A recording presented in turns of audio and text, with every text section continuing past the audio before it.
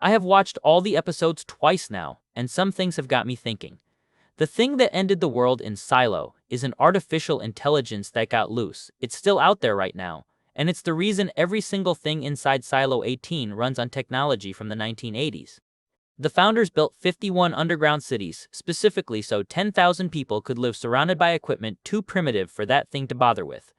Let me explain how I got there, because Season 3 has quietly laid out every piece of it. The detail that got me thinking about this in the first place is the technology itself, and it's something most people watching have probably registered without ever putting it into words. These are people who dug 51 shelters into the earth, built a gas system capable of killing an entire population at the press of a decision, and set up surveillance that's held for 3 centuries without failing. And yet every screen down there is a CRT. Every control is a mechanical switch somebody has to physically throw, and nothing connects to anything else.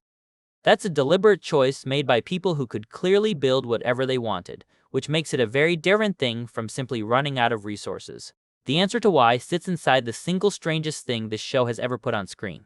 50,000 feet up, Charlotte Keene asks the only question that matters: what a cloud is doing at an altitude where clouds don't form. Weather stops well below where she's flying. Whatever that dark mass ahead of her actually is, it got there on purpose. What comes out of that cloud isn't weather either. A black, oily substance coats her cockpit, works into her instruments, and kills the systems on plane after plane around her while she watches. She's the only one who comes out the other side, and she wakes up in a hospital bed unable to recognize her own brother. That's the memory Dr. Viktor Krinkovich has spent this season carefully keeping her from recovering, and understanding why anyone would bother suppressing it takes working through what her mission actually was. Almost nothing about that mission's actual profile matches the official story. The public version says this was retaliation for a dirty bomb detonated on American soil, blamed on Iran. Every other carrier in the operation launched 20 to 30 sorties that night. The Nimitz launched exactly one, using 4 aircraft, and those 4 had their modern communications stripped out and replaced with analog gear from the 1980s. They were also loaded with bunker busters, which are weapons built for one job: destroying facilities buried deep underground. Thurman confirms the rest of it to Daniel directly, telling him the squadron was never hitting the targets being reported on television, that they were sent to a facility in the mountains instead. So, the actual shape of that night is a secret strike on an underground facility, flown by planes deliberately stripped of any equipment that could transmit a clear distress call, launched by a single carrier while dozens of other planes provided cover for the story.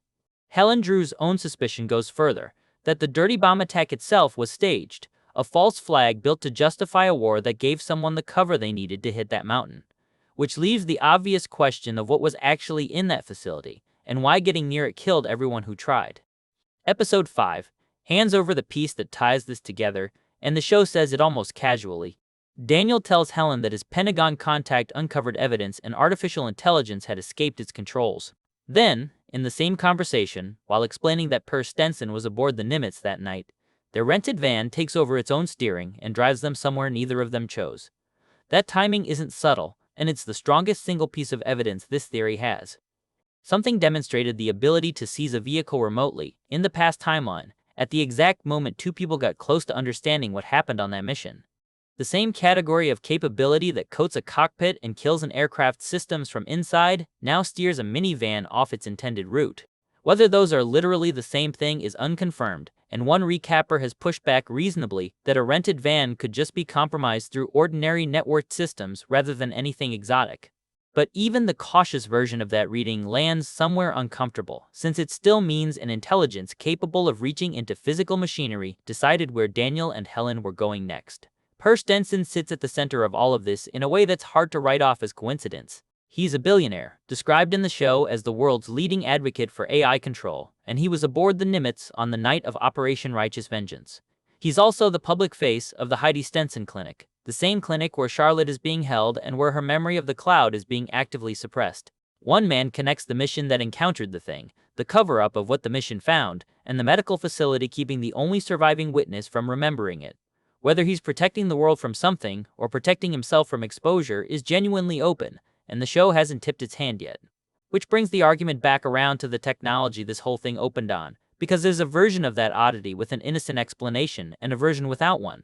Bernard tells Walker outright in episode 5 that the radios are deliberately tuned to different channels precisely so nobody in one silo can ever reach anyone in another. That covers the isolation cleanly enough, and it says nothing at all about why the equipment itself has to be this primitive. Keeping two populations from talking requires different frequencies, not the wholesale rejection of anything built after about 1985. That sits right alongside Charlotte's F-35s having their modern comms pulled out and replaced with 1980s radios before flying into that cloud, and together the two form a pattern that's difficult to explain any other way. Someone, in both cases, deliberately chose older, simpler, unnetworked technology for a mission that involved getting close to whatever that black substance is. The founders then built 51 underground shelters running entirely on that same principle. Generations of people living with equipment that looks obsolete, because obsolete equipment apparently offers some protection modern equipment doesn't. That inference isn't airtight, and it's fair to say so plainly. Charlotte's squadron had analog comms and died anyway, so whatever protection old technology offers clearly isn't complete.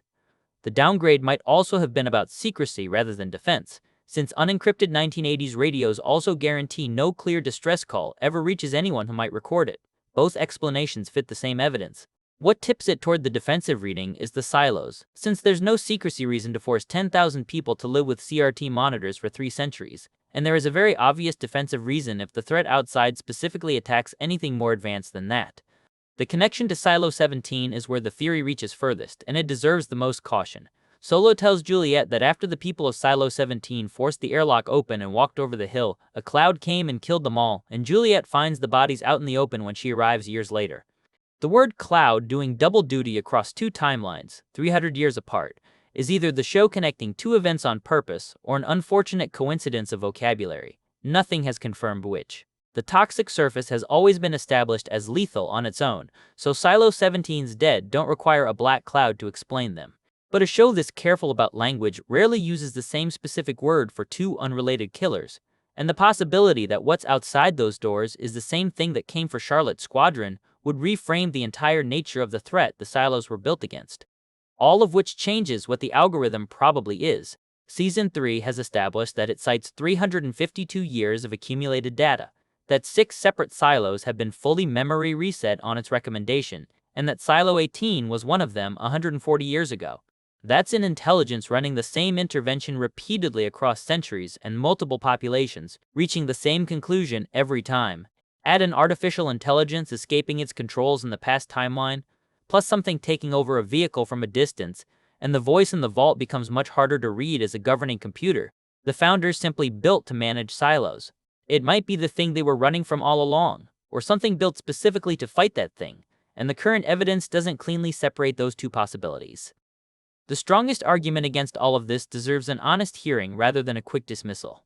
Every link in the chain is individually solid. The cloud, the mission profile, the van, the deliberate old technology, the AI escaping control, but the connections between them are inference rather than confirmation.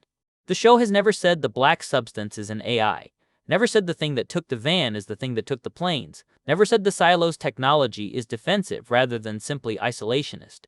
A theory built by connecting 5 confirmed dots into one picture is only as strong as the lines between them, and viewers are the ones currently drawing those lines.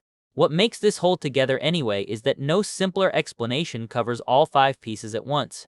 A purely political conspiracy accounts for the false flag and the cover-up, and then falls apart the moment you try to explain a substance that eats aircraft at 50,000 feet.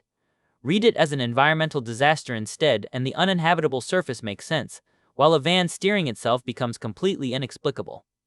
Only a technological threat, intelligent enough to act with purpose and specific enough to attack advanced systems, accounts for the cloud behaving like it's hunting, the deliberate downgrade to analog equipment, 3 centuries of primitive technology underground, and a vehicle deciding where its passengers go.